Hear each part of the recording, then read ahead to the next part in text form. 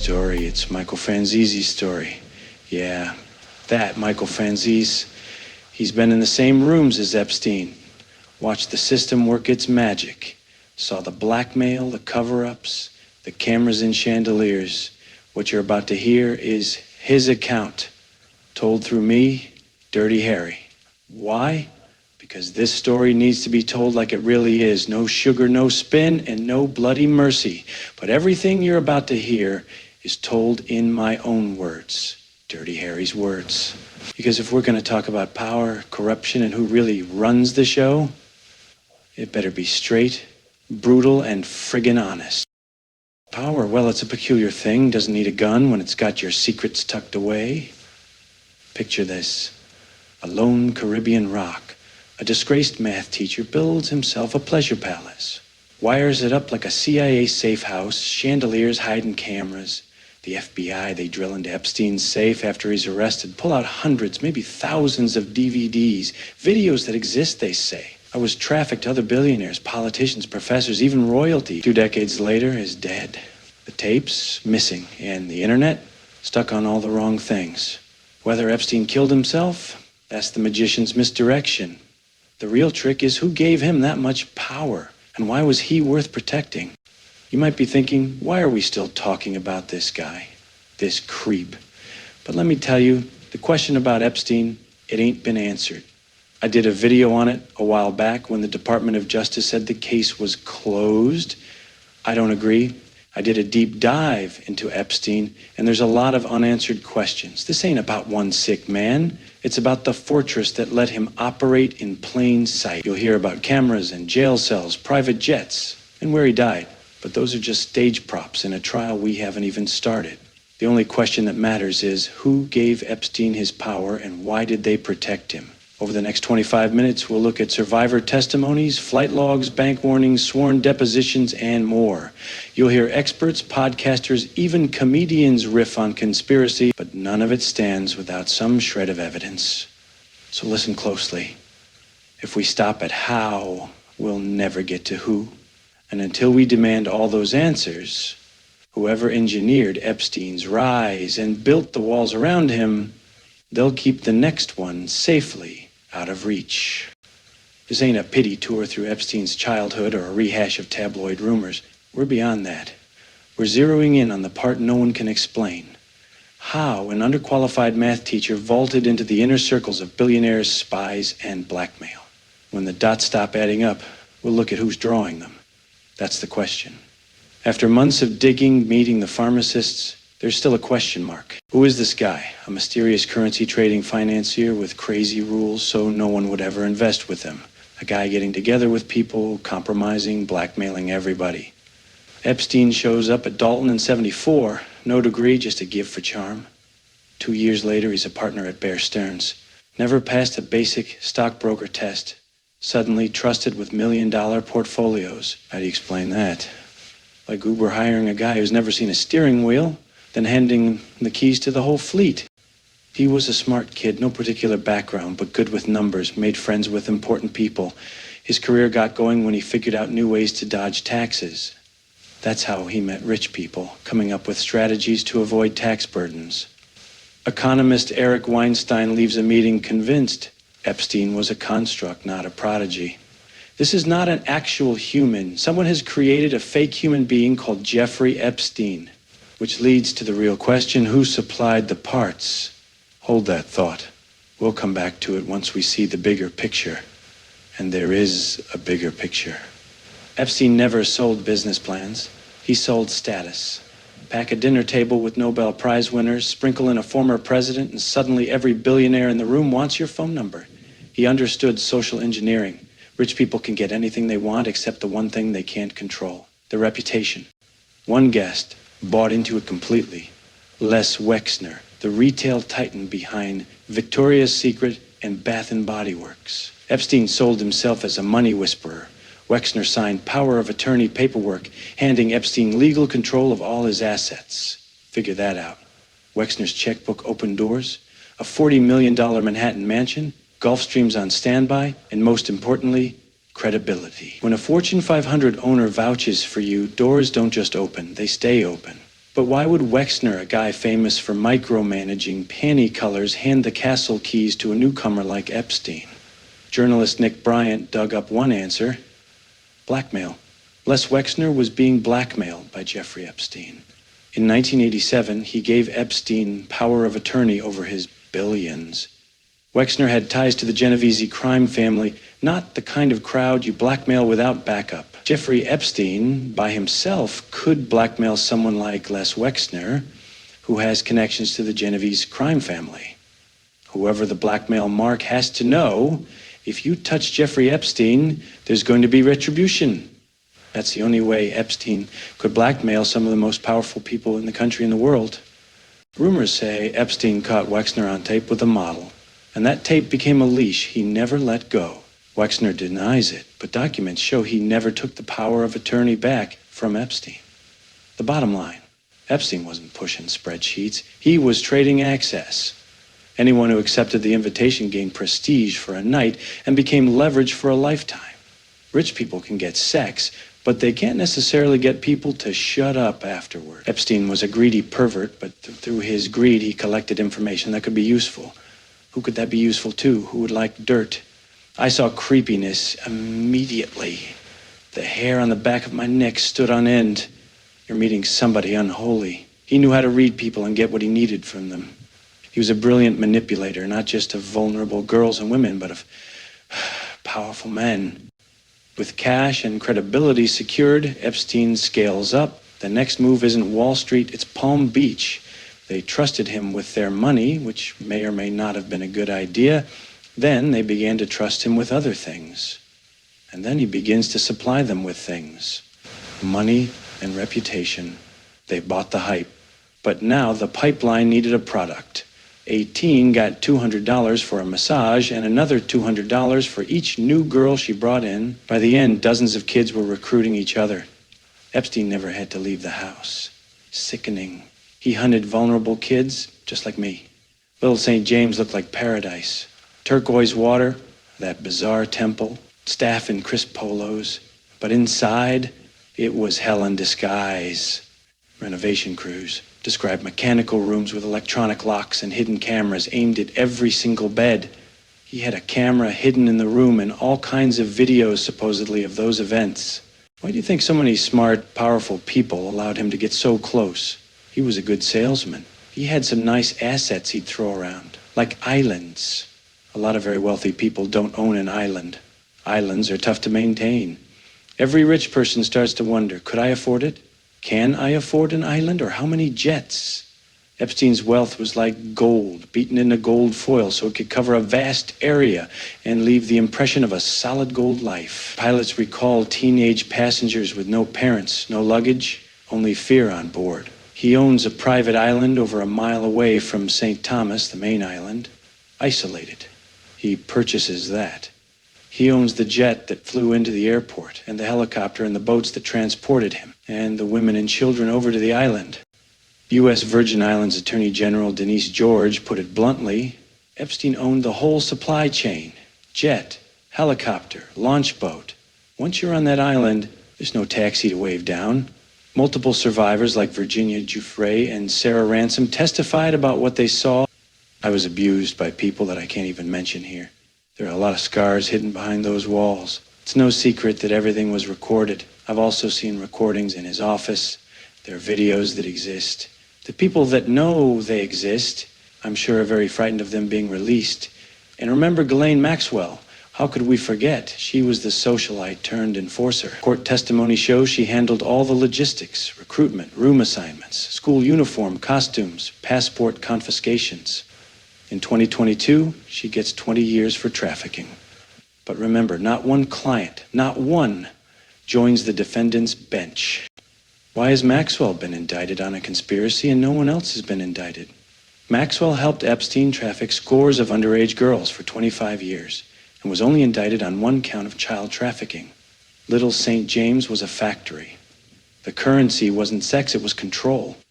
Hours of video, able to bend a prince, a physicist, or a Fortune 100 CEO to whoever owned the hard drive. You are joining this secret club, you gotta be made. You're a made man in the mafia.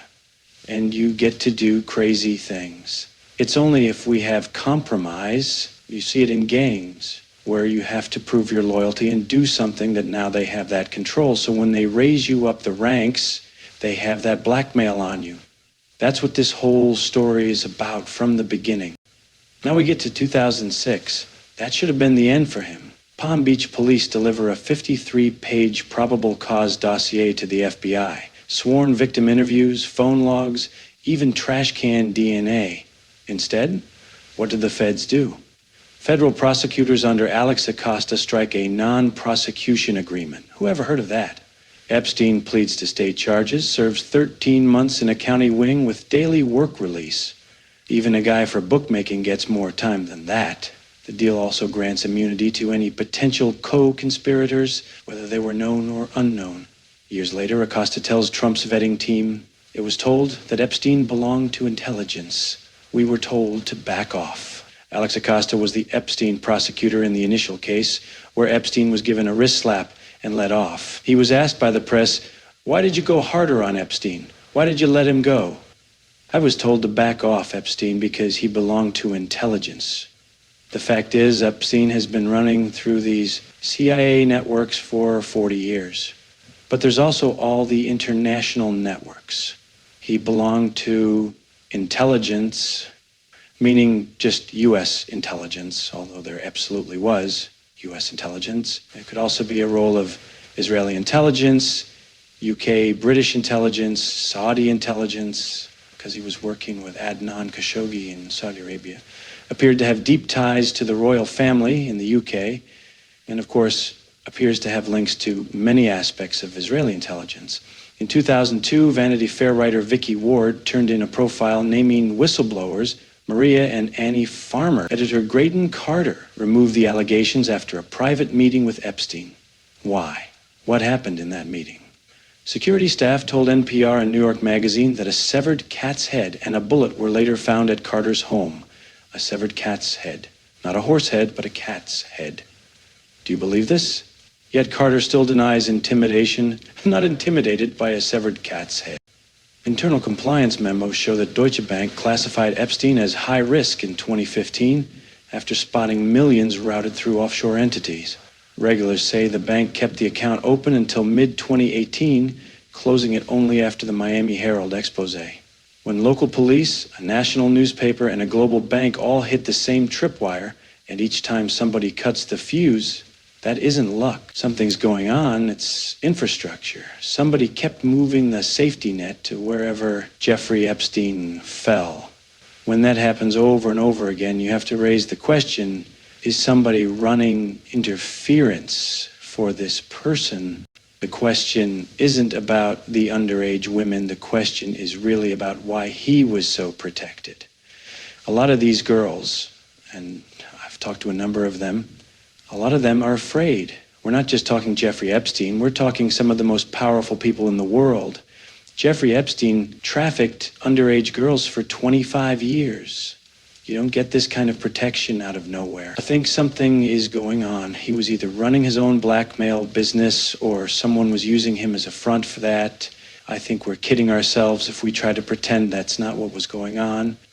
I know the power that the Department of Justice and the FBI have when they wanted to eliminate organized crime in this country. They came after us with a vengeance. Believe me, they're very capable. They have the resources, the money, the strength behind them, and they turn a blind eye to human trafficking. Yeah, if you were going to use an intelligence asset to do something evil, to do something where you can get dirt on people or compromise people or accomplish an objective, you would get someone who's already messed up. Oh, 100%. And then you get that messed up person and you help them run this cult or get girls, but you intentionally keep them separate. You're not hiring them. They don't work for you. They're a private entity. It's like layers of obfuscation. Like if he wasn't personally a pervert, it wouldn't work. Oh, not a chance. No. The real weird thing is that he just gets out and gets house arrest and a little slap on the wrist, and then he's back in action, man, with all these rich, influential people. Bill Gates is hanging out with him after he's already been arrested and convicted.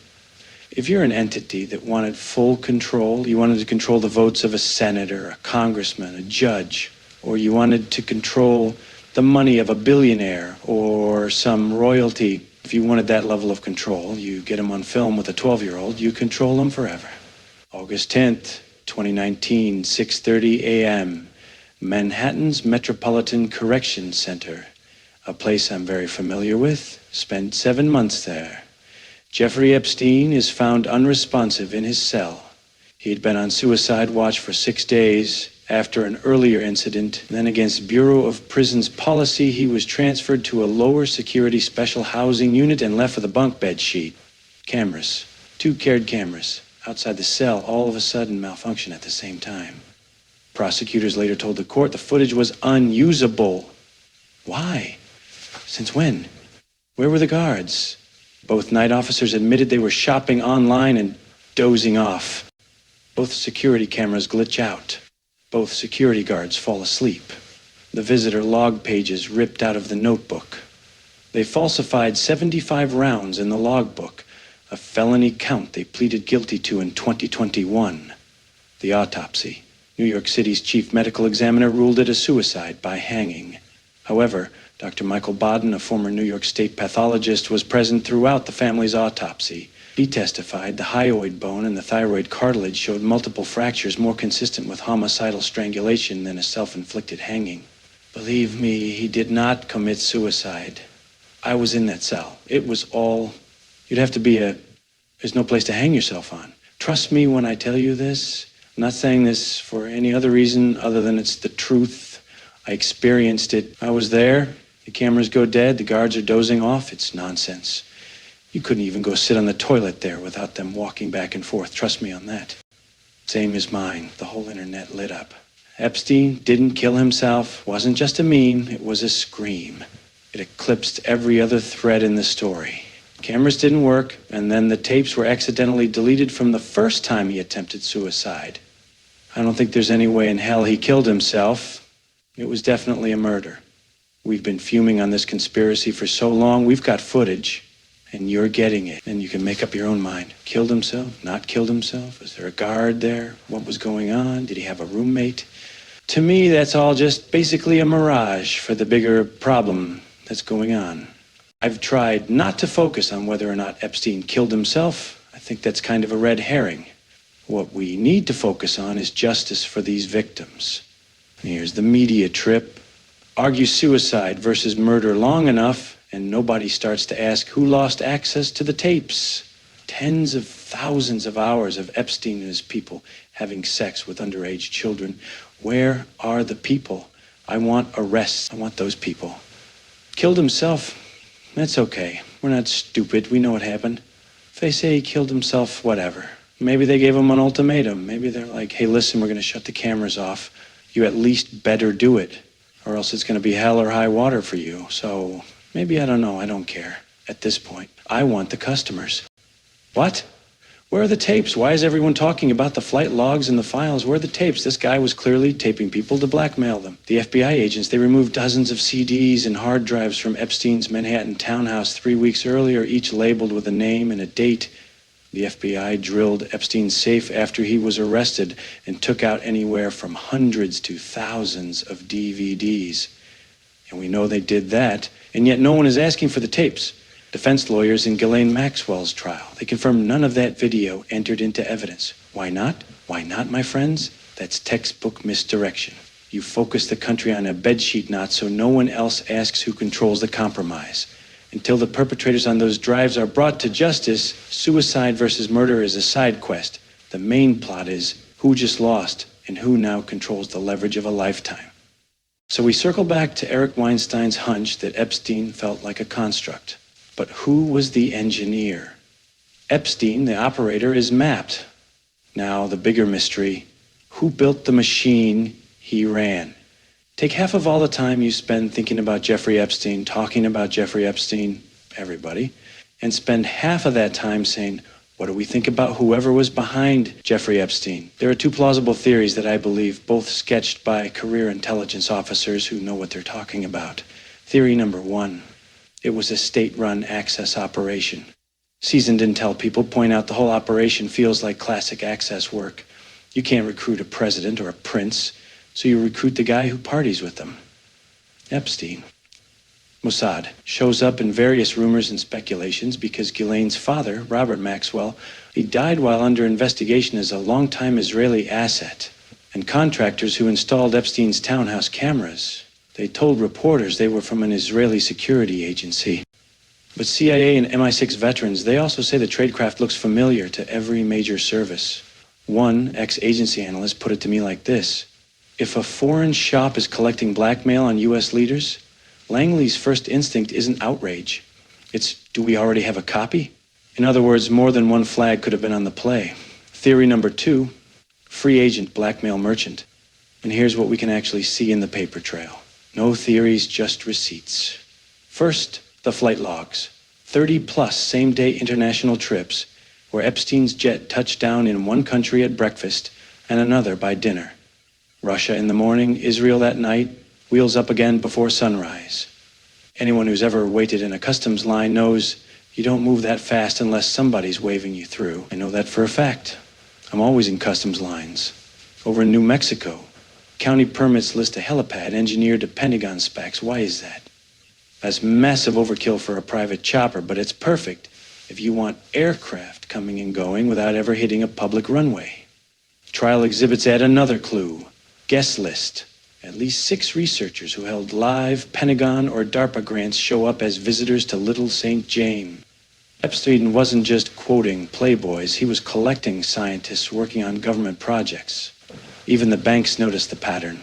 Compliance teams at JP Morgan and later Deutsche Bank flagged his offshore wires for review years before he was arrested. The alerts went upstairs and the account stayed open anyway. Put it together and a picture forms. It doesn't prove Mossad or CIA or some Bond villain startup, but it does tell us Epstein moved through airports, laboratories, and bank lobbies like a man who never expected to hear the word no. Somebody kept the lane clear. Rather than trying to figure out what's true and what's false, just consider that there are a range of possibilities. That's what exists. And then try to calculate which of those range of possibilities seems more likely. Can someone give us a definitive answer so that we can stop asking the question? The Epstein case is very, very recent, and the people involved are all alive and well, many of them in very powerful positions in the U.S. government and internationally. There's a major yearning right now to get to the end of the movie where we find out everything that happened.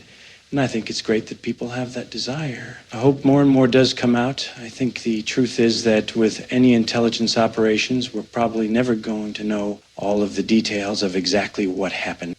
Look, Epstein's gone, but the hard drives the feds pulled from the townhouse, they're not gone. Whoever sits on that archive can still tug a senator's vote, nudge a tech billionaire's merger, maybe whisper in a judge's ear. Who knows? Until those tapes surface, every powerful name on the Epstein list, and there is a list, is just one phone call away from cooperating. So, no, we don't end with closure. We end with marching orders. Follow the post-mortem money. His estate, the trust, the odd wire transfers that kept surfacing. Each one is a breadcrumb. Unseal the drives. Congress actually has the power to demand them. Why are they not demanding them? Public pressure. That's the fuel to make them try. We got to keep the pressure on and watch the pattern. When you spot another overnight success, mysterious wealth, instant VIP access, legal problems that just melt away, ring the alarm before they start wiring chandeliers with cameras. Because the next Epstein, he's already auditioning unless we find out who held the door open the first time. That's the end of this story. It's not the end of Epstein's story. Trust me on that. We have so many unanswered questions. There is a client list. There is a flight log. No doubt about it. There are so many unanswered questions here. And why do we need these questions answered? Because nobody, I don't care how much money you have. I don't care how much power you have. I don't care what elite group you belong to. Nobody has the right to abuse young women, young girls, nobody. And that's what we need to find out. These people need to be held accountable.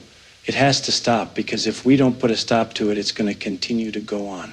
Young girls being trafficked and abused, and these men, women, whoever they might be, need to be held accountable. That's why the Epstein story should not die. We deserve full disclosure on this. And I really hope this administration didn't need to come to their senses and give it to us. It's important. We cannot let this go away. So if you made it this far, you're one of the smart ones. The ones who still give a damn. Don't just walk away. Subscribe, like, comment, and share this with everyone who needs to hear it. Because the fake news sure as hell ain't gonna touch this story. But we do. This is Chris Dallas in Celebrity Recreations, the most fearless channel on the internet, run by the best damn script writer out there. The truth lives here, the fight lives here, and we're just getting started. Dirty Harry is out of here.